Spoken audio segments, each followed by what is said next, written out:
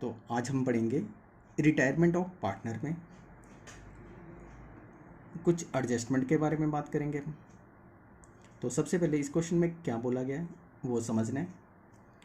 X Y Z are partner sharing profit and loss in the ratio 3:2:1। Balance sheet of the firm as on 31 March 2020 was as follow. Creditor दिए workman compensation reserve. तो आपको पता है जो workman compensation reserve होता है वो हमेशा पार्टनर्स कैपिटल अकाउंट में बांटा जाता है। इन्वेस्टमेंट फ्लक्चुएशन रिजर्व ये भी पार्टनर्स कैपिटल अकाउंट में बांटा जाता है। इन केस जो इन्वेस्टमेंट है उसकी वैल्यू कम हो जाए तो इसमें से एडजस्ट किया जाता है। अगर वैल्यू ज़्यादा हो जाए तो पार्टनर कैपिटल अकाउंट में क्रेडिट साइड में आता है। कैपिटल अकाउंट दिए एक्स वाई और जेड। एसेट्स में cash at bank, debtors, stock, investment, market value 17,600 और यहाँ पे दिए 15,000। दैट मीन्स कि यहाँ पे वैल्यू इंक्रीज होगी तो हमें बेनिफिट हो गया, तो ये रिवोल्यूशन अकाउंट में आ जाएगा। पेटेंट्स दिए, मशीनरी दिए, गुडविल, ये ओल्ड गुडविल होती है, ये पार्टनर्स कैपिटल अकाउंट में डेबिट साइड आती है। एडवर्टाइजमेंट एक्सपेंडिचर ये भी पार्टनर्स कैपिटल अकाउंट में डेबिट साइड आता है। Z retired on 1 April 2020। Goodwill of the firm is 34,800। Value of patent reduce by 20% and machinery to 90%। कहता है जो पेटेंट्स है उसकी वैल्यू 20% कम होगी और मशीनरी की वैल्यू 90% आ गई, तो दैट मीन्स कि कम कितना हुआ 10%। Provision for doubtful debts 6%। कहता है जो डेटर्स हैं उसके ऊपर 6% आपने प्रोविजन निकालना है। Z took the investment at market value. कहता है जेड जो ना उसने मार्केट वैल्यू पे इन्वेस्टमेंट ले लिया। अब इसके बाद उसने बोला liability for workman compensation to extent of rupees 750। कहता है जो लाइबिलिटी है वर्कमैन कंपनसेशन की वो 750 है, तो यहाँ पे कितना है 12,000। हमने क्या करना है इसका डिफरेंस लेके जो बाकी बचेगा वो पार्टनर कैपिटल अकाउंट में बांट देना है। A liability of 4,000 include in creditor is not likely to paid. कहते हैं क्रेडिटर को हमने 4,000 रुपया अब नहीं देना, ये भी फायदा हो गया। Amount due to Z to be paid as follow. कहता है जो जेड को पैसे देने वो कैसे देने 5,067 इमीडिएटली उसी वक्त दे देने। 50% of the balance within 1 year. बाकी पैसे बचेंगे उसका 50% मीन्स लोन हो गया। And balance by credit draft by 3 month. और जो बाकी बचेगा वो बिल पेबल कर देना अपने 3 महीने का। तो बनाना क्या क्या गिव नेसेसरी जनरल एंट्री। तो जनरल एंट्री सबसे लास्ट में बनाएंगे हम। For the treatment of goodwill prepare revolution account, capital account and the balance sheet of the new form. तो सबसे पहले क्या बनाएंगे हम जर्नल एंट्रीज। क्या बनाएंगे जर्नल एंट्री, फिर उसके बाद रिवोल्यूशन अकाउंट। तो सबसे पहले हमने क्या बनाना है जर्नल एंट्रीज। तो सबसे पहले आ गया X capital account debit, Y capital account debit, Z capital account debit to goodwill account. ये कौन सी गुडविल, पुरानी गुडविल। पुरानी गुडविल बैलेंस शीट में दी थी, यहाँ पे अमाउंट था गुडविल का 6,000। अब इनको कौन सी रेशो से बांटना था 3:2:1। तो एक्स को कितना आ गया 3,000, वाई को कितना आ गया 2,000 और जेड को कितना आ गया 1,000। बीइंग ओल्ड गुडविल, ठीक है। और यहाँ पे क्या लिख दिया रिटर्न ऑफ। अब इसके बाद न्यू गुडविल भी थी, तो यहाँ पे क्या लिखेंगे X capital account debit, Y capital account debit to Z capital account. अब ये न्यू गुडविल थी जो अब इसका शेयर कैसे मिलेगा इसकी कैलकुलेशन मैं आपको वर्किंग नोट में दे दूंगा। तो सबसे पहले यहाँ पे इसके अमाउंट डायरेक्टली मैं लिख रहा हूँ। एक्स को कितना मिलेगा, कितना देगा वो 3,480 और वाई देगा 2,320 और टोटल शेयर बन जाएगा इसका 5,800। अब इसका शेयर कैसे आएगा हमने कैलकुलेशन करनी है। तो कैलकुलेशन कैसे है, इसकी गुडविल का शेयर कितना है फर्म का, ये था 34,800 और जेड का शेयर था 1/6। हमारे पास इसका टोटल कितना बन गया 5,800। ये किसने बांटा एक्स और वाई ने। इनकी शेयरिंग रेशो थी 3:2:1। 3:2:1 तो यहाँ पे क्या लिखेंगे 3:2। जेड चला गया तो 5,800 इंटू 3/5, 5,800 इंटू 2/5, ये आता है हमारे पास 3,480 और इसका आता है 2,320। तो ये अमाउंट यहाँ पे। अब इसके बाद हम क्वेश्चंस करेंगे। तो सबसे पहले क्या आ गया यहाँ पे patents, value of patents is reduce by 20%। तो पेटेंट्स की वैल्यू दी थी यहाँ पे 10,000, तो आपने क्या करना है 10,000 इंटू 20/100 किया, 20/100 किया तो हमारे पास आ गई वैल्यू 2,000। अब इसके बाद उसने बोला था मशीनरी टू 90%, तो यहाँ पे क्या लिखेंगे टू मशीनरी की वैल्यू दी थी यहाँ पे 50,000 इंटू 90% किया तो हमारे पास आ गया 45,000। तो means 50,000 minus 45,000 that is equal to 5,000। Reduce कितना हो गया यहाँ पे 5,000, ये आ गया। अब इसके बाद इसने बोला था प्रोविज़न फॉर डाउटफुल डेब्ट्स, तो यहाँ पे क्या लिखेंगे to provision for doubtful debts. जो हमारे पास डेटर्स थे वो थे 40,000। अब इसके ऊपर 6% निकालो तो यहाँ पे आता है 2,400।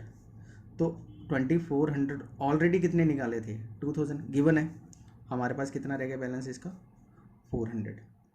अब इसके बाद बोला था Z to cover the investment at market value, तो इन्वेस्टमेंट की वैल्यू थी 15,000 लेकिन मार्केट वैल्यू थी 17,600, तो यहाँ पे इंक्रीज हो गया।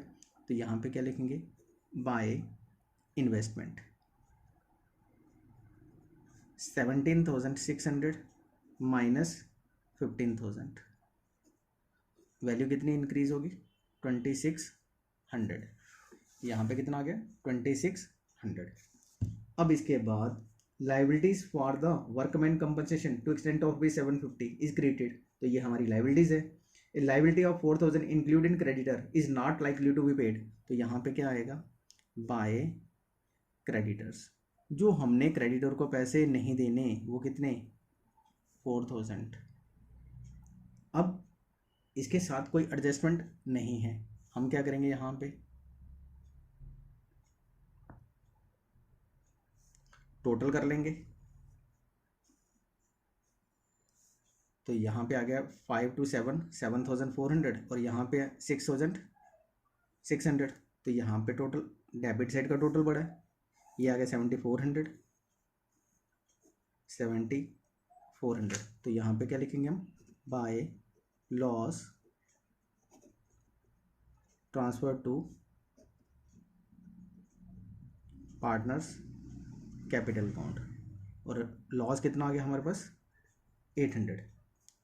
पार्टनर थे XYZ, 800 इंटू 3/6, 800 इंटू 2/6, 800 इंटू 1/6, ये 3:1 यह इसकी शेयरिंग रेशो दी थी। क्या शेयरिंग रेशो थी 3:2:1।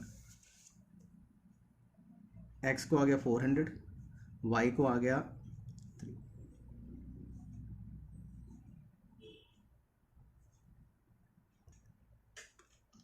Y को आ गया 267 और Z को आ गया 133। अब हम क्या बनाएंगे इसके पार्टनर्स कैपिटल अकाउंट। तो सबसे पहले आ गया पार्टनर कैपिटल अकाउंट में by balance brought down. X की कैपिटल थी 68,000, Y की कैपिटल थी 32,000 और Z की कैपिटल थी 21,000। तो यहाँ पे सबसे पहले क्या आ गया to loss on revaluation, X को 400, Y को 267 और Z को 133। तो सबसे पहले आ गया यहाँ पे बाय वर्कमैन कंपनसेशन रिजर्व, तो कंपनसेशन रिजर्व 12,000 माइनस लाइबिलिटीज़ कितनी दी थी वर्कमैन कंपनसेशन की 750, दैट इज 11,250। अब हमने वर्कमैन कंपनसेशन रिजर्व को बांटा 3:2:1, 11,250 इंटू 3/6 5625, 11,250 इंटू 2/6 3750, 11,250 इंटू 1/6 1875। हमारे पास यहाँ पे आ गया वर्कमैन कंपनसेशन रिजर्व 12,000 माइनस 750 11,250, तो हमने इसको बांट दिया 3:2:1 1 में। तो यहाँ पे अमाउंट आ गई 5625, 3750 और 1875। अब इसके बाद आ गया बाय इन्वेस्टमेंट फ्लक्चुएशन रिजर्व।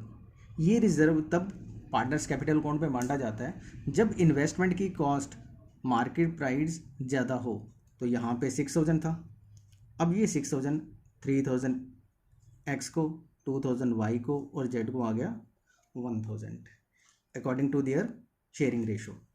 अब दूसरी साइड में यहाँ पे आ गया सबसे पहले टू गुडविल।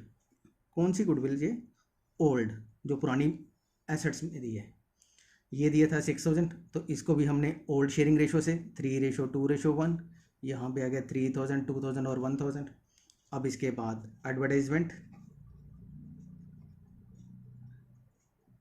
एक्सपेंडिचर, ये भी हमने ओल्ड रेशो से मानना है। तो ये अमाउंट दिए थे 5250। तो एडवर्टाइजमेंट एक्सपेंडिचर क्या आ गया 5250, 3:2:1। तो यहाँ पे आ गया इसके अमाउंट 2625, 1750 और 875।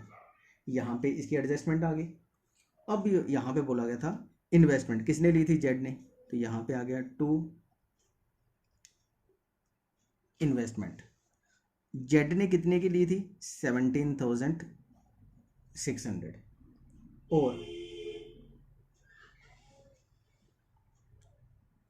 हमने जेड को पेमेंट कैसे करनी है इसके बारे में बात की थी। अब इसके बाद गुडविल ऑफ द फर्म दिया था 34,800। तो जेड रिटायर हुआ था, तो जेड का शेयर ऑफ गुडविल, तो जेड का शेयर था 1/6। तो यहाँ पे क्या लिखेंगे 34,800 इंटू 1/6, 6 5 जा 30, 6 8 जा 48, 0 जेड को कितना आ गया 5800। अब ये कौन बांटेगा?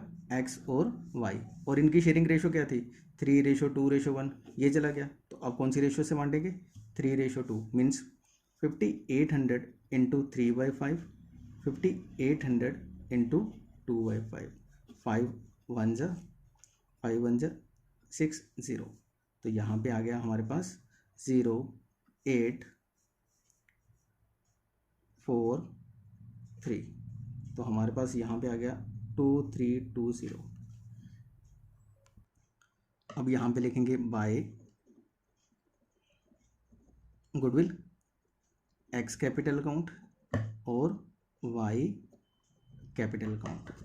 जेड को शेयर मिल रहा था, एक्स की कैपिटल में से निकाला हमने 3480 और वाई की कैपिटल से आ गया 2320। तो यहाँ पे क्या लिखेंगे 2 जेड कैपिटल अकाउंट और ब्रैकेट में क्या लिख दिया हमने गुडविल। एक्स के अकाउंट में से चला गया 3480 और वाई के अकाउंट में से 2320। अब हमने क्या करना है इनका टोटल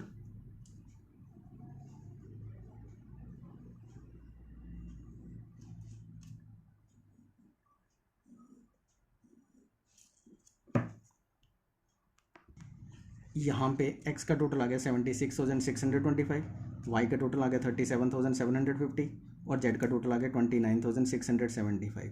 तो सबसे पहले यहाँ पे बोला गया था टू कैश अकाउंट। z को बोला गया था कि 5,067 कैश दे दिया। टू लोन अकाउंट, जो बाकी बचेगा उसका हाफ हमने लोन दे दिया। तो कितना लोन दिया था वो यहाँ पे उसने बोला सबसे पहले उसको कैश दे दिया 5,067। अब हमने क्या करना है इन सब का टोटल करना है और इसमें से माइनस करना है। तो हमारे पास बैलेंस बचेगा 29,675 माइनस 19,608। इन सब का टोटल किया तो बैलेंस बचा हमारे पास 10,000। अब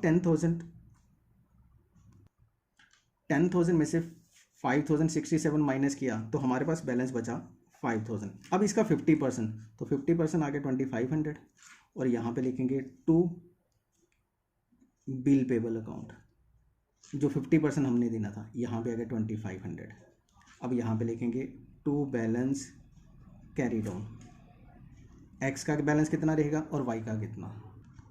तो एक्स की कैपिटल आ गई 67,120, वाई की कैपिटल आ गई 31,413। तो अब हम बनाएंगे बैलेंस शीट। बैलेंस शीट में सबसे पहले यहाँ पे लिखा है हमने एक्स कैपिटल अकाउंट 67,120 और वाई कैपिटल अकाउंट 31,413। तो यहाँ पे आ गया 3, 3, 1 और 4, 5, 8, 9। Z loan account 2,500, Z bill payable account 2,500 जो हमने जेड को देने थे, ये आ गया। अब इसके बाद क्रेडिटर्स के बारे में बात करेंगे। तो क्रेडिटर्स थे हमारे पास 21,000, इसमें से 4,000 अब नहीं पे करने, तो बैलेंस कितना बच गया हमारे पास 17,000। क्रेडिटर के बाद आ गया वर्कमैन कंपनसेशन रिजर्व, तो ये था हमारे पास 750 और इसके बाद और कोई एडजस्टमेंट नहीं थी। अब एसेट्स में तो सबसे पहले आ गया हमारे पास cash at bank. Cash at bank था हमारे पास 5,750, इसमें से हमने कैश दे दिया था 5,067। तो यहाँ पे आ गया 10 में से 3, 14 में से 6, 8, 683। अब इसके बाद हमारे पास डेटर्स थे 40,000 और less provision for doubtful debts, और प्रोविज़न था हमारे पास 2,400, 6% दिया था, तो ये आ गया हमारे पास 37,600। प्रोविज़न के बाद आ गया हमारे पास स्टॉक, और स्टॉक के बारे में वैल्यू थी 30,000। स्टॉक के बाद आ गया हमारे पास इन्वेस्टमेंट जेड ने ले लिया था। पेटेंट्स, तो पेटेंट्स हमारे पास हैं 10,000 लेस डेप्रिसिएशन 20% हुआ था, तो ये 2,000 था। हमारे पास इसकी वैल्यू रहेगी 8,000। पेटेंट्स के बाद आ गया मशीनरी की अमाउंट थी 50,000 लेस डेप्रिसिएशन 5,000, बाहर इसकी अमाउंट आ गई 45,000। मशीनरी के बाद गुडविल एडवर्टाइजमेंट एक्सपेंडिचर्स और कुछ नहीं, कोई एडजस्टमेंट और कुछ नहीं, बैलेंस बचा। अब हम क्या करेंगे इसका टोटल।